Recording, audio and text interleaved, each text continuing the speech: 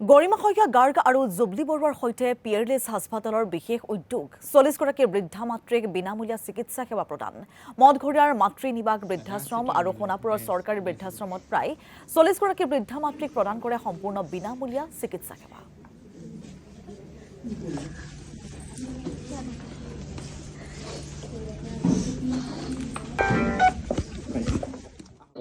হয় আজি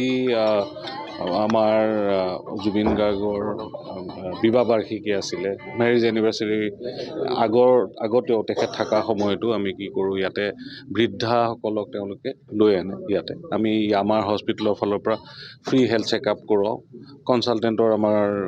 অপিনিয়ন দেখুৱাই দিওঁ যাক যি লাগে আজি সেই হিচাপে আজি গৰিমা বাইদেউ আহিছিলে গৰিমা বাইদেউ আমাৰ মাজত থাকি বৃদ্ধাসকলক দেখা সাক্ষাৎ কৰিলে তাৰে ভিতৰত গোটেই চেকআপখিনি ভালকৈ গ'ল আৰু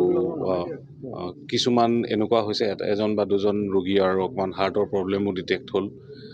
আমাৰ হস্পিটেলৰ ফালৰ পৰা তেখেতৰ যি কৰিবলগীয়া আছে আমি গোটেইখিনি কৰি দিম আজি বুলি নহয় এইবাৰ বুলি নহয় আগন্তুক দিনলৈও আমি আমাৰ হস্পিটেল পিয়াৰলেছ হস্পিটেল গুৱাহাটী আমি এই কামত জড়িত থাকিম বাইদেউক যিখিনি সহায় লাগে তো বাইদেউ আহি পেলাই অকণমান সময়ৰ কাৰণে আহিছে তেখেত অসুস্থ আৰু গোটেইখিনি আমাক চবকে ভালকৈ